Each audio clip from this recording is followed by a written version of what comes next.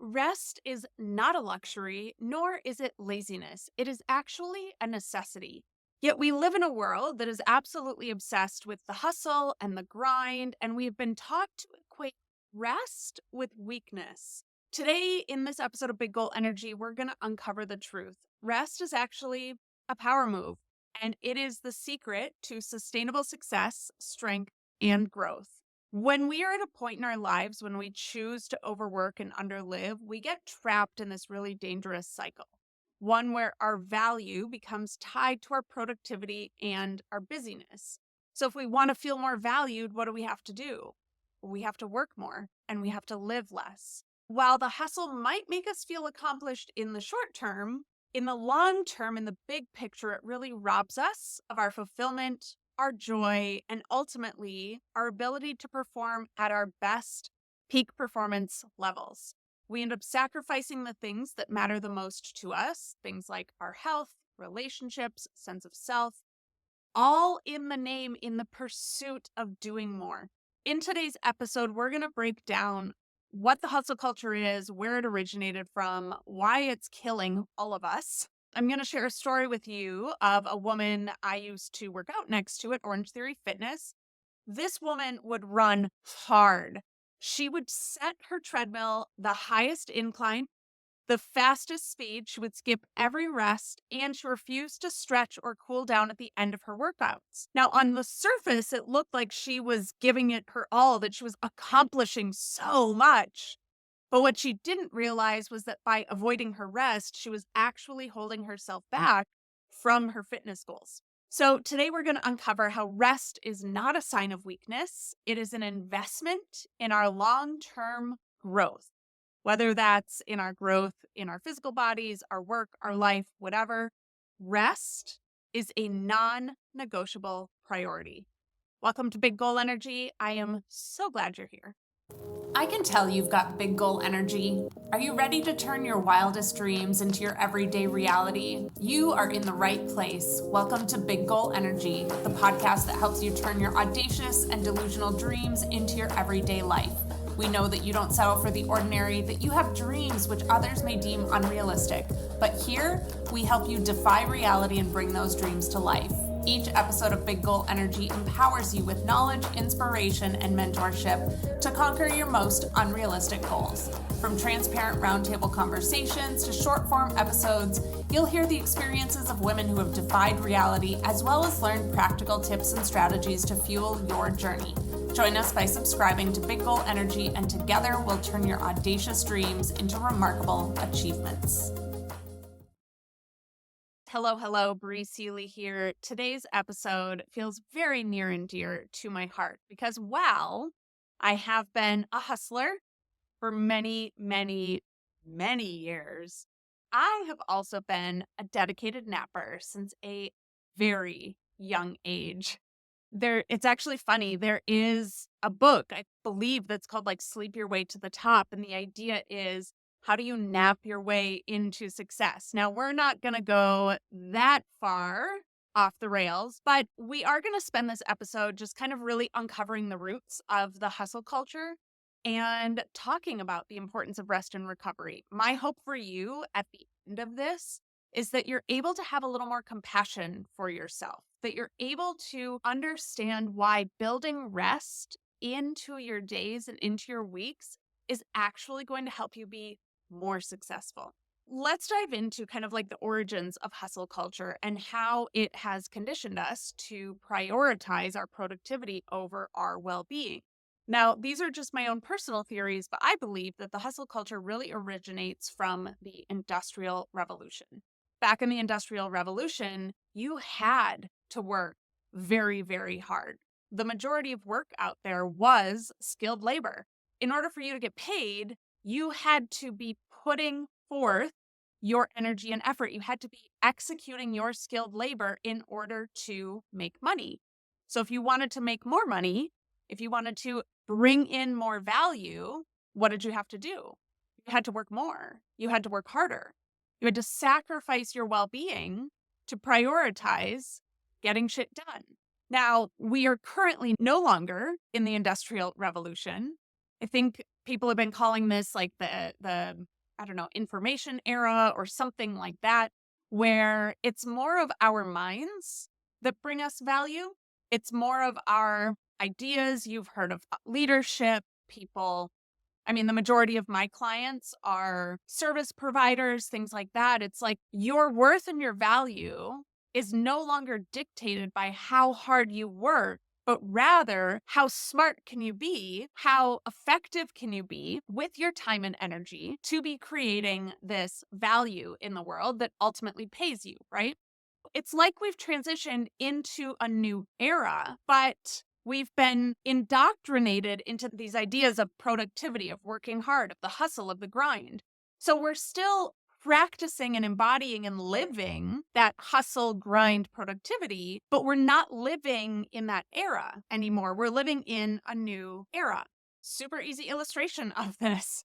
When I was in my fashion brand, productivity was the name of the game. I was physically having to produce items for sale. The more I could produce, the more money I could bring in. Now I'm working smarter. I'm taking my products and turning them into digitized versions of themselves so that you can enjoy them over and over and over and over and over again without me having to put in more hours. I run masterminds so that I can impact 10 individuals at a time rather than working individually with each of those 10 people. This is the difference in the eras. And you can see how hustling and grinding kind of has to happen when you are producing a physical product or when you are producing something physical into the world. If we are, say, in more of the consulting roles or the thought leadership roles or things like that, that's no longer our life. That's no longer our story. And yet we're still living by that. So we all know that overworking ends up leading us to physical, mental, and emotional burnout. Do I need to extrapolate on that? I don't think I need to extrapolate on that. We all know that.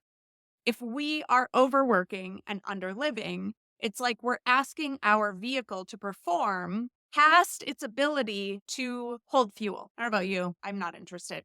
I'm not interested in that reality. Let's talk about now the importance of rest and recovery. As I mentioned in the introduction, I worked out for a while here in Tulsa next to this woman at Orange Theory Fitness. I also happen to know the coach at Orange Theory Fitness. And not only did I observe this, the coach would talk to me about how frustrating it was for her because she knew exactly what was happening to this woman who was not allowing herself to rest. She was not allowing her body to recover. And she would talk to her about it and she would say, hey, it's really, really, really important that you don't just like run hard for the entire hour that we are here at the gym. And also, if that's what you want to do, like, just go fucking run outside. Like, why are you coming to Orange Theory if you're not doing the rower and you're not doing the weightlifting? Anyways, that's neither here nor there. So, this woman would basically the epitome of hustle and grind through the entire workout. She refused to let herself rest.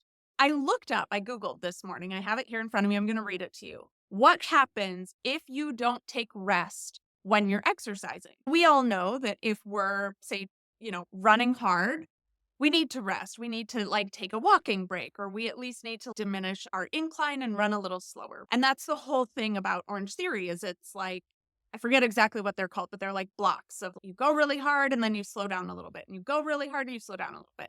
If you don't either rest during your workouts, this also comes up too if you're weightlifting. You don't just want to spend an hour straight up lifting the same thing in the same motion the entire hour. First of all, you want to vary your exercises. And second, you want to do a set and then rest and do another set and then rest. This is a very well-known practice with working out, right? What happens if you don't either rest during your workout or if you don't take rest days? Well, it leads to physical and mental exhaustion, which leads to injury. So you can have an overuse injury. It can create micro tears in your muscles, which rest actually allows those micro tears to repair themselves. But if you're not resting, you're just re-tearing the muscle over and over and over and over and over again, without actually allowing itself. The way that muscles grow is that they tear a little bit and then they repair themselves, and they tear a little bit and repair themselves. That's how muscle mass actually grows. Without that rest, there's not the repair thing. It says you can have depleted glycogen, you can have higher blood pressure, higher blood sugar, you can have mood swings, mental exhaustion, poor sleep quality, decreased immunity, chronic fatigue, anxiety, reduced endurance, slower reaction times, and poor agility.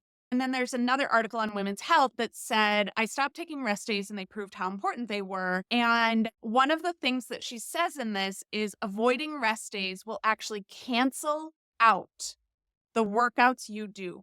You are likely to have fewer effective workouts if you don't rest. Are you an entrepreneur with a bigger vision for your business, but no clear path to build it? You need strategy, accountability, and community to transform the business you have into the entrepreneurial legacy you dream of. No more overworking for mediocre results. No more confusion about achieving your massive dreams. No more doubting your audacious goals. The Foundry is your opportunity to say yes to the big goals within you and build them with ease and alignment. Apply now to become one of just 10 entrepreneurs in this exclusive mastermind. Visit breesealy.com/mastermind and don't wait. Your legacy starts today. Now let's apply this into your business, your work, your creativity. If you're just trying to go hard and go hard and go hard and go hard and go hard, your output is actually going to be ineffective. Your creativity is going to get worse. Your work product is going to get worse. You're not going to be able to sustain the output. You're going to have chronic fatigue. You might be more and more and more and more anxious. Look at why you're already overworking. It probably stems from some sort of scarcity. There aren't enough hours in the day. I don't have enough clients. I'm not making enough money. Now imagine adding chronic fatigue, anxiety, slow reaction times onto that. Do I really need to illustrate for you how incredibly important rest is? Now, instead, let's say, okay, I put out 45 minutes of such hard work and my brain is like, girl, I'm done, which my brain does often.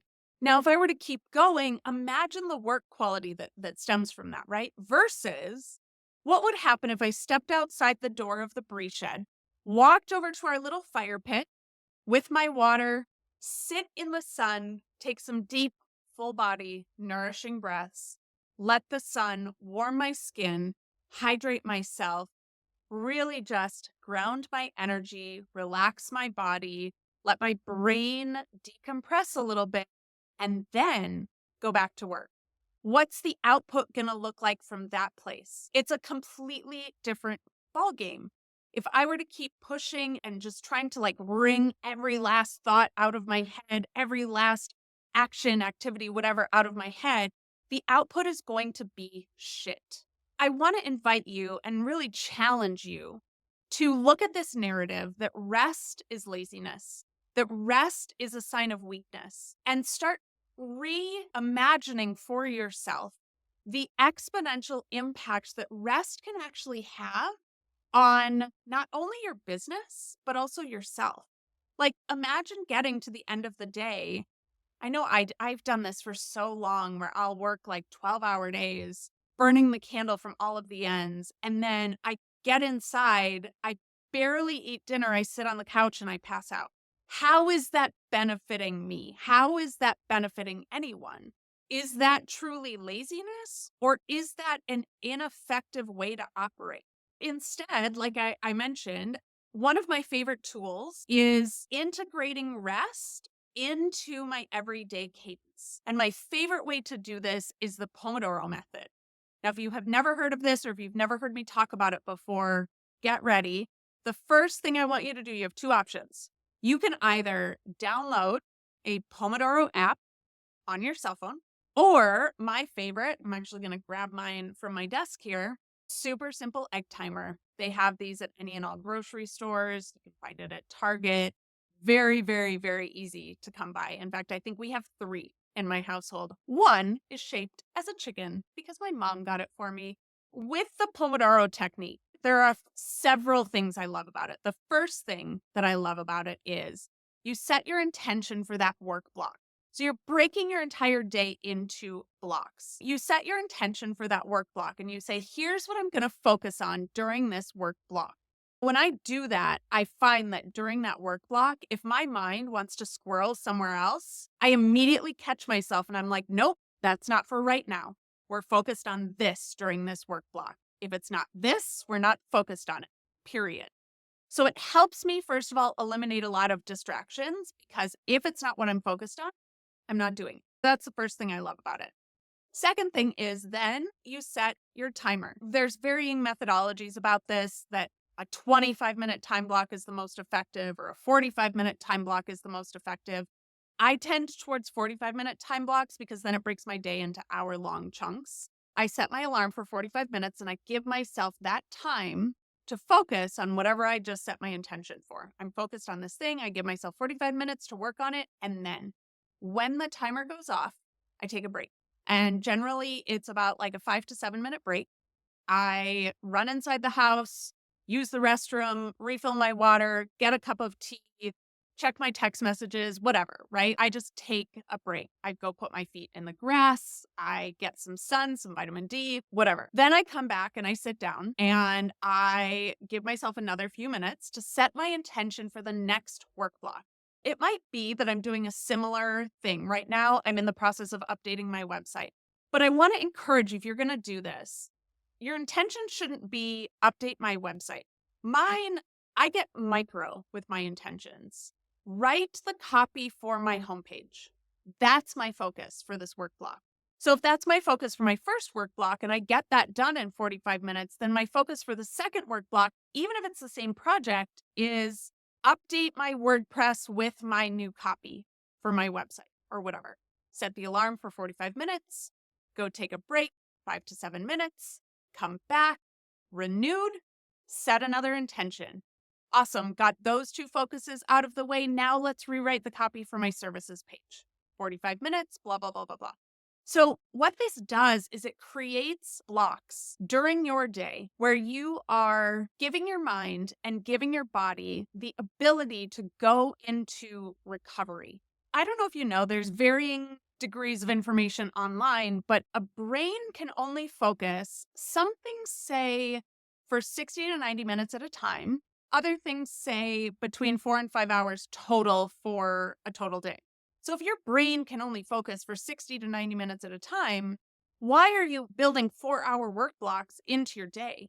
If you can't focus, if you're mentally overloaded and mentally overwhelmed, you're depleted from energy. Again, you're not going to be able to put out your best work. This Pomodoro technique really truly helps create kind of like a rhythm and a cadence to support you so that you are getting focused work done. And it's actually a higher quality focused work because also built rest into your work schedule. Some other things you can do to help yourself add more rest into your days, into your weeks is first off, scheduling downtime into your calendar. Personally, I don't step into my laptop until 9 a.m. My downtime, a lot of my downtime happens before 9 a.m., where I'm doing things like journaling or meditating or just breathing, really filling myself up and getting my brain ready to work for the day. I've also started taking off Friday afternoons, which are creativity blocks for me. It starts with book club. And then I go on some sort of date with myself that is a no work creative activity date to just really truly help me recenter and recalibrate myself. The other thing you can practice is one of my favorite words in the whole wide world: no. Learning to say no to overcommitments, learning to say no to things that are not aligned for you. And last but not least, kind of like I mentioned with my downtime, really practicing mindfulness and other restorative activities that are going to help your brain, first of all, switch between the right and left hemispheres, but also just really disconnect. I want to encourage you to reflect on these areas where you're overworking and identify ways and methods that are going to work for you to shift. Now, you know me, you know that I will tell everyone this is not a blanket one size fits all experience. What's going to work for you to shift this is not what works for me to shift this, or what works for another person listening to this is not going to work for you to shift this, right? So give yourself permission to also play with this. Say, okay, for this week, I'm going to test out this Pomodoro thing that Bree swears by. At the end of this week, assess, did it work for you or did it not? Did you find yourself having more mental energy? Did you find yourself having more capacity? If so, great, do it next week. If not, do you need shorter work blocks? Do you need longer work blocks? Do the work blocks just not work for you and you just need to schedule downtime into your calendar? Your cadence and your flow is yours. It's up to you to be the one to find what works for you. Before we wrap today, I just want to say one more time, rest is not laziness. Rest is actually a huge fucking power move. Rest is what is going to help you sustain your success. I really want to encourage all of you to assess your rest habits and really prioritize your recovery this week. In fact, I kind of challenge you. I want you to make a commitment to yourself to prioritize your recovery this week, while also, yes, absolutely, get shit done. Yo, we have big goals. We have big goals. They're gonna get built, but also they don't need to get built at the sacrifice of ourselves. So I want to challenge you to find ways to really prioritize your recovery this week. What does that mean? What does that look like to you? How do you dismantle these stories we have in our minds that rest is laziness and rest is weakness? I really want to invite you to share your reflections on this and your rest strategies on social media, or feel free to DM me. You can find me on Instagram at Bree Seeley. I just want to say thank you so much for trusting me with your ambition and trusting me with your big, big visions. And trusting me when I come on here and say crazy things like, girl, you need to nap more. Stop getting so much shit done in a day and nap more. I know it seems counterintuitive, but trust me, I have been an expert. I have, what's above a PhD? Is there anything above a PhD? Whatever it is, I have one of those in napping. And let me tell you, best investment I've ever made in my life is resting. It is resting. Thank you for joining me on this episode of Big Goal Energy. I am so grateful you're here. I need one more quick favor of you before we wrap. If this resonated with you, please send it to 2 or 3 women that you know would really benefit from this. Women that you know work really fucking hard that need to incorporate more rest into their days and into their lives. And of course, don't forget to subscribe. I will see you on next week's episode. Thank you again so much for joining me. Thank you for joining us on this episode of Big Goal Energy. We trust that it fueled your ambition and made you feel seen. We are a community of ambitious female entrepreneurs like you. Come join us in the Big Goal Energy community by visiting breeseeley.com/community. In the meantime, send your questions for us to cover in the episodes to info@breeseeley.com. Together, we'll turn your audacious dreams into remarkable achievements. Cheers to defying reality. See you on the next episode.